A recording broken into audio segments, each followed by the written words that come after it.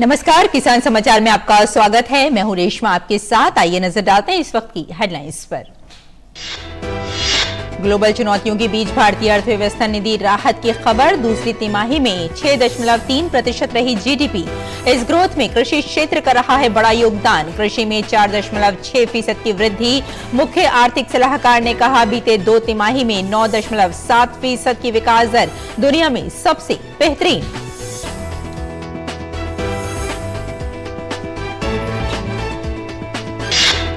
केंद्रीय कृषि मंत्रालय ने बागवानी क्लस्टर विकास कार्यक्रम किया तैयार। सीडीपी से किसानों को होगा फायदा। केंद्रीय कृषि मंत्री ने ली बैठक। कहा, किसी भी योजना के केंद्र में किसानों का हित होना चाहिए सर्वोपरि। कृषि क्षेत्र को बढ़ावा देना और किसानों की आय बढ़ाना सरकार का मुख्य उद्देश्य।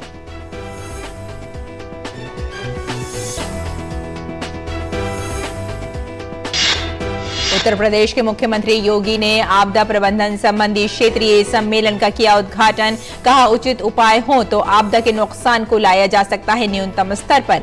उत्तर प्रदेश में पहले करीब 38 जिले होते थे बाढ़ की चपेट में, अब 4 से 6 जिले बाढ़ से हैं प्रभावित।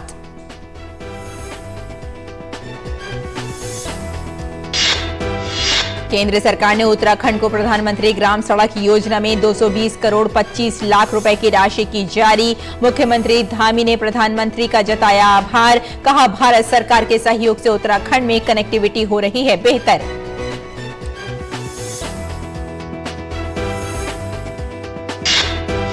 जम्मू कश्मीर के उपराज्यपाल मनोज सिन्हा ने कहा, प्रधानमंत्री आवास योजना ग्रामीण यानी PMAYG से लोगों के पक्के घर का सपना होगा साकार। मकान में बिजली, शौचालय, पीने के पानी, रसोई गैस जैसी सभी सुविधाएं होंगी उपलब्ध।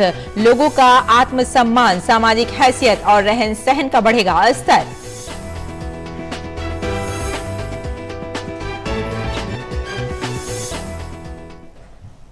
और आइए अब समाचारों पर विस्तार से नजर डालते हैं। ग्लोबल चुनौतियों के बीच भारतीय अर्थव्यवस्था ने राहत की खबर दी है। वित्त वर्ष 2022-23 की दूसरी तिमाही यानी जुलाई से सितंबर 2022 के दौरान सकल घरेलू उत्पाद जीडीपी विकास दर 6.3% दर्ज हुई है। खास बात यह है कि इस ग्रोथ में कृषि क्षेत्र का बड़ा योगदान रहा है। मैन्युफैक्चरिंग में 4.3% और खनन में 2.8% गिरावट के विपरीत कृषि और संबद्ध क्षेत्र ने 4.6% की वृद्धि दर्ज की है। पहली तिमाही अर्थात अप्रैल से जून की अवधि में भी कृषि क्षेत्र में 4.5% की मजबूत ग्रोथ दर्ज की थी। पिछले साल पहली तिमाही में कृषि क्षेत्र की विकास दर 2.2% और दूसरी तिमाही में 3.2% रही थी। बुधवार को जारी आंकड़ों के अनुसार जुलाई सितंबर के दौरान कृषि क्षेत्र का gross value added GVA 4.24 lakh crore रुपए स्थिर मूल्यों पर रहा। पहली तिमाही में ये 4.93 लाख करोड़ रुपए था। पिछले साल की पहली तिमाही में कृषि GVA 4.72 लाख करोड़ रुपए और दूसरी तिमाही में 4.05 लाख करोड़ रुपए था।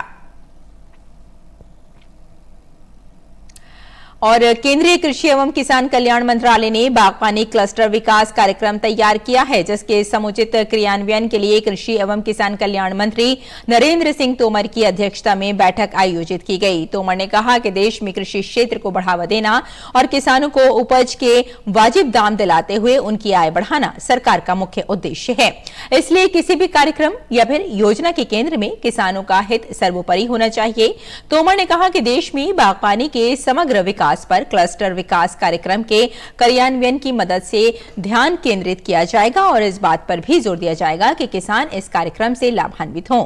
क्लस्टर विकास कार्यक्रम में बागवानी उत्पादों की कुशल और समय पर निकासी तथा परिवहन के लिए मल्टी मॉडल परिवहन के उपयोग के साथ साथ अंतिम मील संपर्कता का निर्माण करके समग्र बागवानी पारिस्थितिकी तंत्र को बदलने की एक बड़ी क्षमता है। सीडीपी अर्थव्यवस्था में सहायक होने के साथ ही क्लस्टर विशिष्ट ब्रांड भी बनाएगा ताकि उन्हें राष्ट्रीय व वैश्विक मूल्य श्रृंखलाओं में शामिल किया जा सके, जिससे किसानों को अधिक पारिश्रमिक मिल सके और सीडीपी से लगभग 10 लाख किसानों और मूल्य श्रृंखला के संबंधित हितधारकों को लाभ होगा।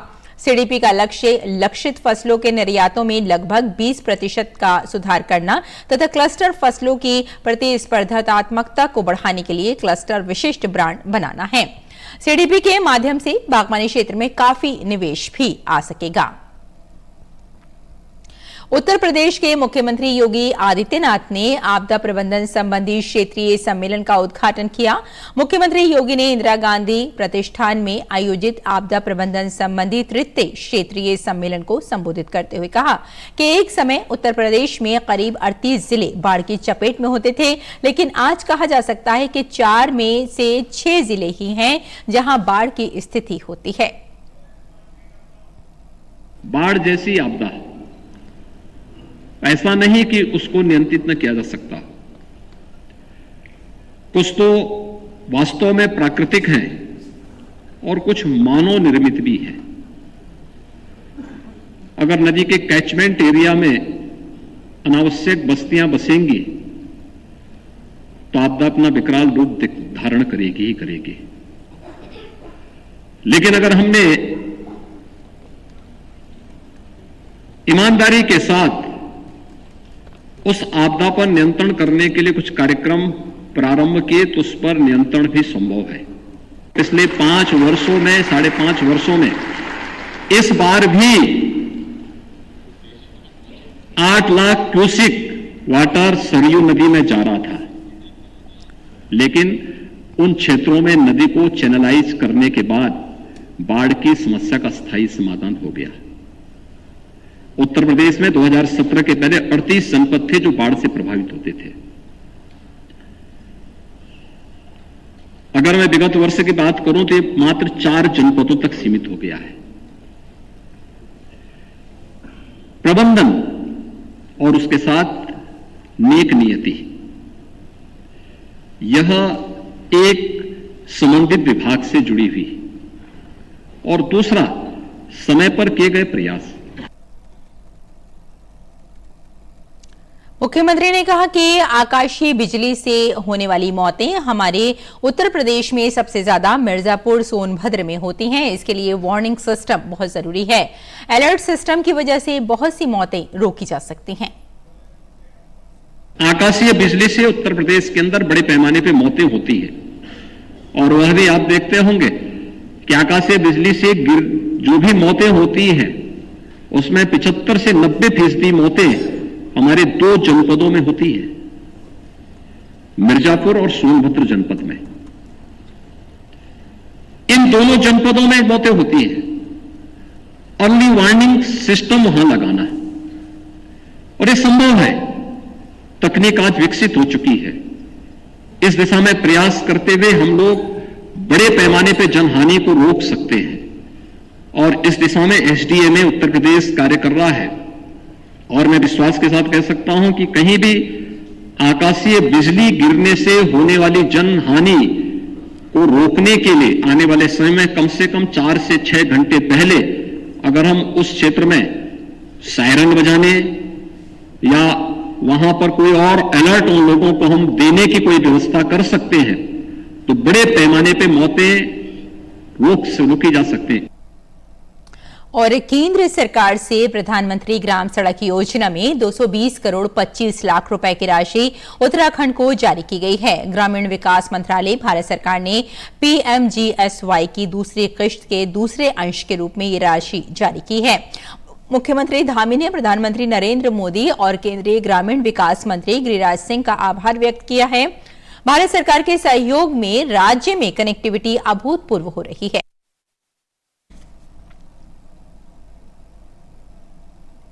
जम्मू कश्मीर के उपराज्यपाल मनोज सिन्हा ने कहा कि प्रधानमंत्री आवास योजना ग्रामीण PMAYG से लोगों के पक्के घर का सपना साकार होगा। इस मकान में बिजली, शौचालय, पीने का पानी, रसोई गैस जैसी सभी बुनियादी सुविधाएं उपलब्ध होंगी। इससे लोगों का आत्मसम्मान, सामाजिक हैसियत और रहन सहन का स्तर बढ़ेगा।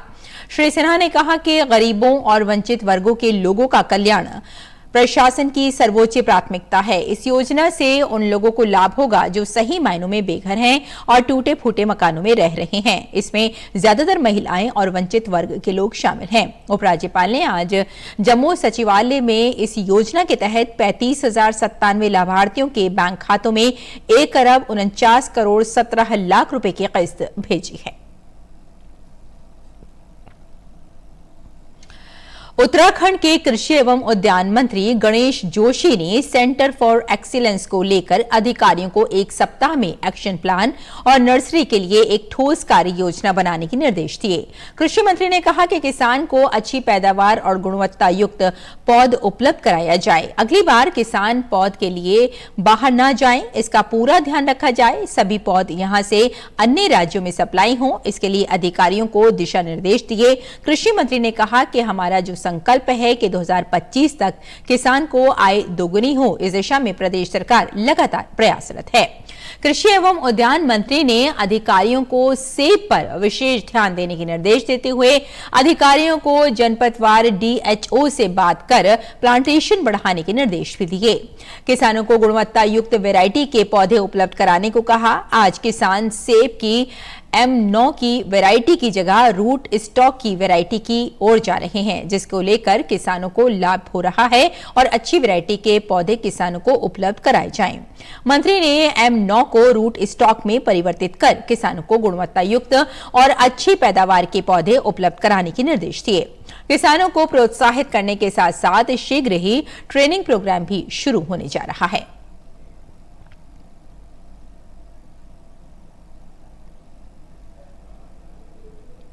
चीनी लोगों के मुंह में मिठास घोल देती है, लेकिन इसके कुछ दुष्परिणाम भी हमारे सामने होते हैं, जिसका हमारे स्वास्थ्य पर भी बुरा असर पड़ता है।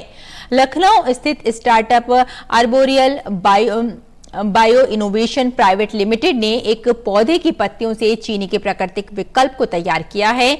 अपने इस नवाचार के लिए आर्बोरियल को राष्ट्रीय स्टार्टअप अवार्ड भी मिल चुका है। क्या है इस स्टार्टअप के उत्पाद और किस तरह ये लोगों को चीनी के दुष्प्रभावों से बचाने में मददगार साबित हो रही है, आइए देखते हैं इस रिपोर्ट में। महामारी के दौरान स्वस्थ खाद्य पदार्थों और पर्याप्त पोषक तत्वों की मांग बढ़ने के साथ ही पौधों पर आधारित प्राकृतिक पोषण का चलन शुरू हो गया है।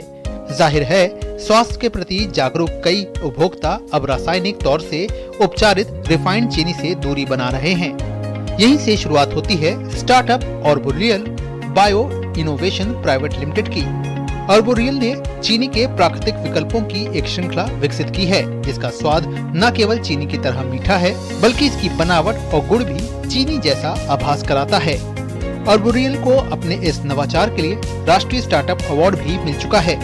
जो दूसरे chemical based sugar free options हैं, वो हमारी सेहत के लिए उतने ही खराब हैं जितने की चीनी। मैं आपको बताना चाहती हूँ कि एक ऑल्टरनेटिव नेचुरल 0 कैलोरी स्वीटनर है, जिसका नाम है स्टीविया, और उसी स्टीविया पर हमारी कंपनी काम करती है। हम किसानों के साथ मिलकर इसकी खेती करते हैं और फिर इससे ग्रेट टेस्टिंग स्वीटनेस बनाते हैं, जिसे आप कुकिंग करने के लिए किसी भी पदार्थ को मीठा करने के लिए इस्तेमाल कर सकते हैं। स्टार्टअप की शुरुआत स्टीविया से हुई। स्टीविया एक खास तरह का पौधा है जिसकी पत्तियों का रस मीठा होता है, जो चीनी का बेहतरीन विकल्प है। आर्बोरियल स्टार्टअप स्टीविया उगाने के लिए उत्तर प्रदेश, मध्य प्रदेश और झारखंड जैसे राज्यों में छोटे किसानों के साथ मिलकर काम करता है। आर्बोरियल की संस्थापक स्वाति का मानना है कि स्टीविया आने वाले समय में खाद्य, पेय पदार्थ और फास्ट मूविंग कंज्यूमर गुड्स उद्योग का भविष्य है।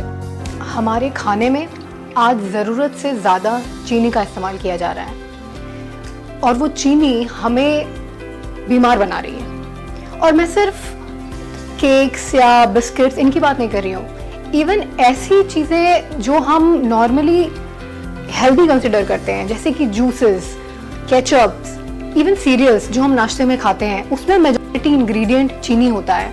लेकिन एक बड़ी दिक्कत यह है कि जब हम लोगों से बात करते हैं तो लोग हमें कहते हैं कि हमें पता है कि चीनी हमारे लिए खराब है, लेकिन ऑप्शन क्या है। आर्बोरियल बायो इनोवेशन भारत और विदेशों में 150 से अधिक कंपनियों में अपने उत्पादों की सप्लाई कर रहा है।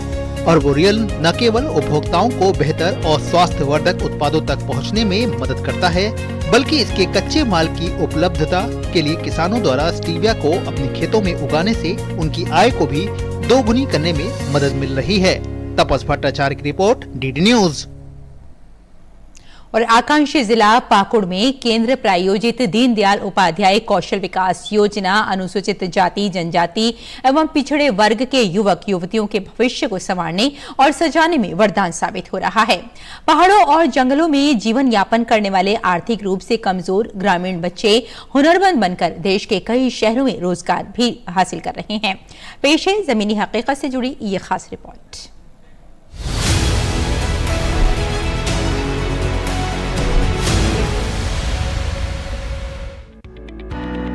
दीनदयाल उपाध्याय कौशल विकास प्रशिक्षण केंद्र आकांक्षी जिला पाकुड़ में समावेशी विकास के प्रयास को संबल प्रदान कर रहा है। ग्रामीण आजीविका को बढ़ावा देने के लिए शुरू की गई इस योजना के तहत गरीबी रेखा से नीचे रहने वाले अनुसूचित जाति, अनुसूचित जनजाति एवं ओबीसी वर्ग के युवक युवतियां कंप्यूटर, मोटर कार एवं बाइक के पार्ट्स की रिपेयरिंग करने के अलावे सिलाई का काम सीखकर खुशहाली के मार्ग पर बढ़ रहे हैं। हम लोग यहाँ बच्चे के लिए ये सब स्कर्ट सब सिलाई कर रहे हैं, गरारा हो गया और सूट सब सिलाई कर रहे हैं, ये हो गया। और जो हम लोग नहीं जानते हैं तो जो यहाँ पर हम लोग का मैम होते हैं उससे हम लोग पूछते हैं। हम लोग को कुछ यहाँ कुछ वेल्डिंग वगैरह या बहुत कुछ काम करने की मतलब सिखाया जा रहा है और हम लोग यहाँ सीख के मतलब चल जाते हैं कहीं प्लेसमेंट में। यहाँ पर हम लोग ग्राइंडिंग करना, फाइलिंग करना, वेल्डिंग करना, फिटिंग सिखाया जाता है। पाकुड़ जिले में संचालित दीनदयाल उपाध्याय कौशल विकास प्रशिक्षण केंद्र की देखरेख कर रही संस्था निष्ठा की वंदना कुमारी ने बताया कि भारत सरकार इस योजना के तहत अब तक 1200 युवक युवतियों को प्रशिक्षण देने का काम हुआ है। साथ ही 150 से अधिक युवक युवतियों को बेंगलोर, तमिलनाडु, कोलकाता जैसे राज्यों की बड़ी बड़ी कंपनियों में रोजगार का अवसर भी प्राप्त हुआ है। यहाँ बच्चों को 3 महीना का ट्रेनिंग दिया जाता है, फिटर मैकेनिकल का एंड फिटर फैब्रिकेशन का। तो जो फिटर मैकेनिकल का है उसमें आपको filing, drilling, milling and lathe machine में सब सिखाया जाता है और आपका जो फिटर फैब्रिकेशन का है उसमें आपको वेल्डिंग का काम सिखाया जाता है। ये सब काम सीख कर लड़का लोगों को कंपनी में भेजा जाता है। जैसे एल&टी में अभी आपका मारुति सुजुकी में सब कुछ जा रहा है, तो यहाँ से इस तरह का बच्चों लोगों का रोजगार मिलता है। इस सेंटर में 4 जॉब ट्रेड्स है, जो कि फिटर है, फिटर मैकेनिकल है, सीविंग मशीन ऑपरेटर है, इनलाइन चेकर है। इस ट्रेनिंग सेंटर्स में लगभग अभी तक 1200 युवक युवतियों को ट्रेनिंग दे दिया जा चुका है और उसमें से लगभग 160 को बाहर भी भेजा गया है ट्रेनिंग के लिए और प्लेसमेंट्स के द्वारा करवाया गया। इस ट्रेनिंग सेंटर्स में 18 से 35 से वर्ष के युवक युवतियों को ट्रेनिंग निःशुल्क दिया जाता है और एक रेसिडेंशियल प्रोग्राम है, खाना रहना सब मुफ्त है। प्रधानमंत्री नरेंद्र मोदी के कौशल भारत कुशल भारत के सपने को साकार करने में निश्चित रूप से दीनदयाल उपाध्याय कौशल विकास प्रशिक्षण केंद्र ने अपनी सार्थकता सिद्ध की है, जिससे आकांक्षी जिला पाकुड़ के आर्थिक रूप से कमजोर सुदूरवर्ती गांवों, जंगलों और पहाड़ों पर निवास करने वाले ग्रामीण युवाओं की आकांक्षाओं को नया आयाम मिला है। Bureau report, DD news.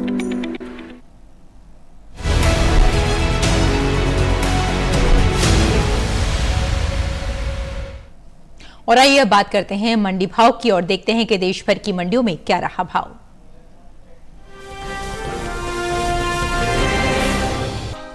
बुधवार को कुछ मंडियों में अरहर के सौदे तेजी के साथ हुए तो कुछ जगह गिरावट दर्ज हुई। एक्वाक नेट के अनुसार उत्तर प्रदेश की अलीगढ़ मंडी में अरहर का कारोबार बढ़त के साथ हुआ। यहाँ 29 नवंबर को इसके सौदे 6,560 रुपए थे। 30 नवंबर को ये 90 रुपए चढ़कर 6,650 रुपए क्विंटल हो गए। गुजरात की जम्बूसर मंडी में 29 नवंबर को अरहर का भाव 5,700 रुपए रहा। 30 नवंबर को इसमें 300 रुपए का बड़ा उछाल आया और भाव 6,000 रुपए क्विंटल हो गया। जबकि राज्य की ही राजकोट मंडी में 29 नवंबर को अरहर का भाव था 6,625 रुपए, जो कि 30 नवंबर को 25 रुपए की गिरावट के बाद 6,600 रुपए क्विंटल रह गया। राजस्थान की लालसोट मंडी में 29 नवंबर को अरहर का भाव 4,405 रुपए क्विंटल रहा। 30 नवंबर को 55 रुपए की नरमी आई और भाव 4,350 रुपए रह गया। घरेलू स्तर पर इस साल खरीफ अरहर की पैदावार में कमी देखने को मिल सकती है। बीते साल के मुकाबले इस बार अरहर की उपज में 5,40,000 टन की कमी हो सकती है।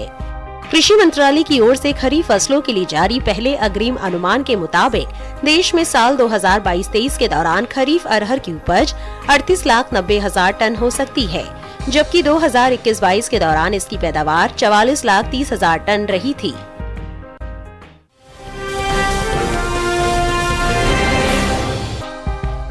कृषि उपज मंडियों में बुधवार को बाजरे के कारोबार में उतार चढ़ाव देखने को मिला।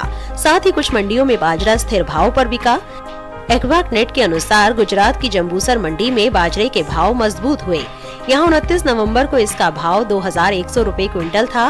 30 नवंबर को इसमें 200 रुपए की तेजी आई और भाव 2300 रुपए हो गया।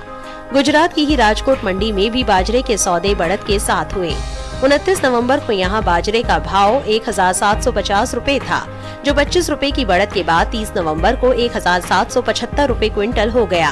साथ ही राजस्थान की जोधपुर मंडी में 29 नवंबर को बाजरे का भाव 2100 रुपए रहा, जो कि 30 नवंबर को 50 रुपए गिरकर 2050 रुपए क्विंटल रह गया। उत्तर प्रदेश की अलीगढ़ मंडी में 29 नवंबर को बाजरे का भाव 2350 रुपए क्विंटल था, जो कि 30 नवंबर को बिना किसी बदलाव के 2350 रुपए पर ही टिका रहा। घरेलू स्तर पर इस साल खरीफ बाजरे की पैदावार में बढ़त का अनुमान है। कृषि मंत्रालय की ओर से खरीफ फसलों के लिए जारी पहले अग्रिम अनुमान के मुताबिक देश में बाजरे की पैदावार 97,50,000 टन होने का अनुमान है, जबकि साल 2021-22 में इस दौरान उपज 93,50,000 टन रही थी।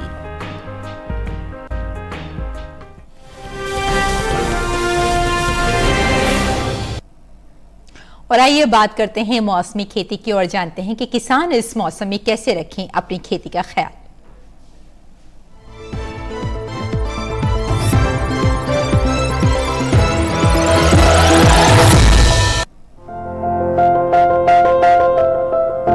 असम में साली धान की पकी फसल को चूहों से बचाने के लिए सेल्फोस की 2 या 3 गोलियां प्रति बिल में डालें।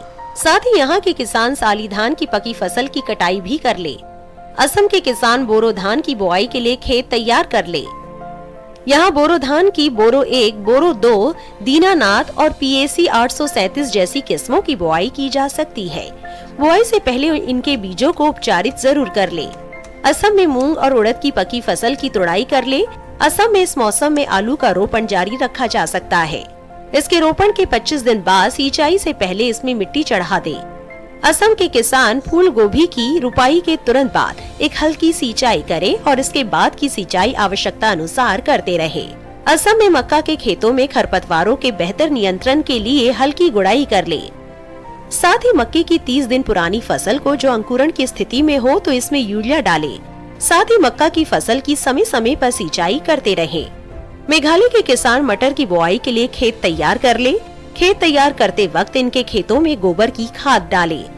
यहाँ मटर की आर्केल, SM10, आजाद मटर 4 और GS10 जैसी किस्मों की बुआई की जा सकती है। मेघालय में फ्रेंच बीन की पकी फसल की कटाई कर ले। इन्हें सुखाकर इनका उचित भंडारण भी कर ले। मेघालय में स्ट्रॉबेरी की फसल या क्यारियों को काली पॉलिथीन से मल्च करे। मेघालय में ही अनानास की फसल में केटुओं की दूसरी खुराक 6 ग्राम प्रति मात्रा एक पौधे में डाले। मेघालय में मूली, गाजर और शलजम की विभिन्न किस्मों की बुआई की जा सकती है। इनके बीजों को बोने से पहले उपचारित जरूर कर ले। गाजर के बीजों को रात भर भिगोकर छाया में सुखाने के बाद कतारों में बो दे। साथ ही इन सभी सब्जियों की आवश्यकता के अनुसार सिंचाई करते रहे।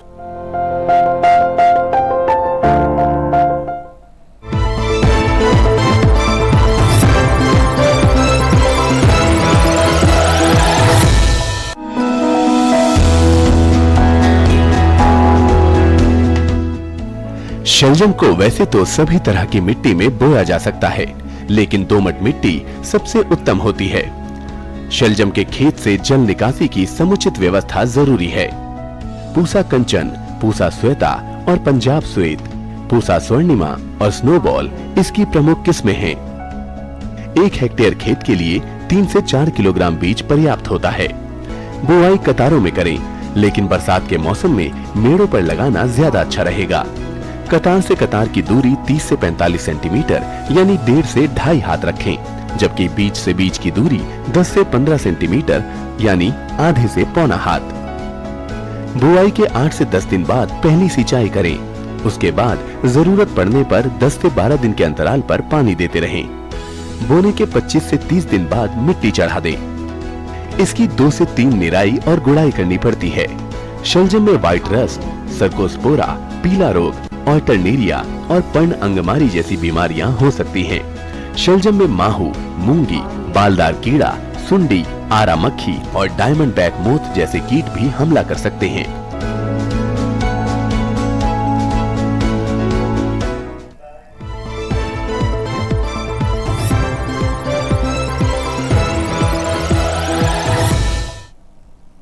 और खेती किसानी के साथ साथ आइए नजर डाल लेते हैं कुछ और महत्वपूर्ण खबरों पर। खास खबर में गुजरात में विधानसभा चुनाव के दूसरे चरण के लिए चुनाव प्रचार जोरों पर है। सभी राजनीतिक दलों के नेता मतदाताओं को अपने पक्ष में करने के लिए पूरी ताकत झोंक रहे हैं। भारतीय जनता पार्टी के वरिष्ठ नेता और प्रधानमंत्री नरेंद्र मोदी ने कालोल में जनसभा को संबोधित किया।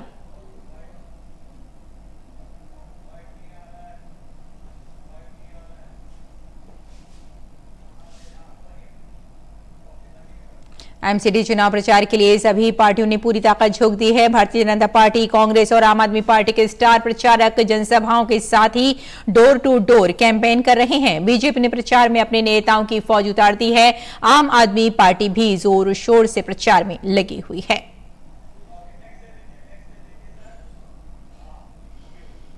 भारत ने G20 की औपचारिक रूप से अध्यक्षता को संभाला। भारत की G20 अध्यक्षता का विषय है वसुधैव कुटुंबकम, यानी एक पृथ्वी, एक परिवार, एक भविष्य। ये विषय मानव, पशु, पौधे और सूक्ष्म जीव सहित सभी जीवन मूल्यों और पृथ्वी पर व्यापक ब्रह्मांड में उनकी अंतर संबद्धता को मजबूत करता है। प्रधानमंत्री नरेंद्र मोदी ने नागालैंड राज्य के स्थापना दिवस के अवसर पर राज्य के लोगों को शुभकामनाएं दी हैं। कहा कि भारत नागालैंड की संस्कृति पर बहुत गर्व करता है, जो साहस, कड़ी मेहनत और प्रकृति के साथ सद्भाव में रहने पर जोर देती है।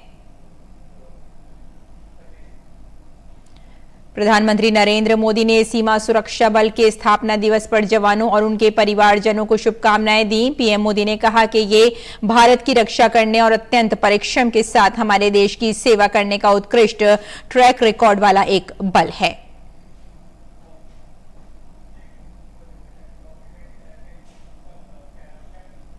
तो किसान समाचार में फिलहाल इतना ही। अनुमति दें, नमस्कार।